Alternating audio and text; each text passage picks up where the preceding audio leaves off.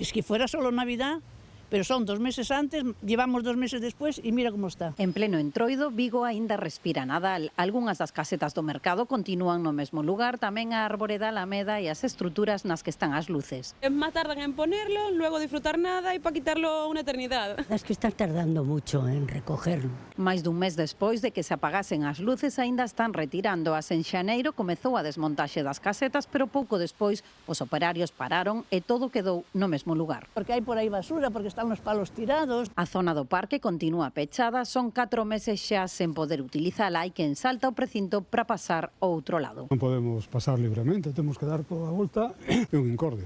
Os veciños creen que pode ser o mal tempo que non permite que se retiren os elementos de Nadal. Se fai o día, non, me parece que isto xa tiña que estar desmontado. Tarde ou temprano tendrán que hacerlo, ¿no? Dende o Concello de Vigo aseguran que continuarán coa retirada de todos os adornos que quedan do Nadal en canto pasen as alertas meteorolóxicas.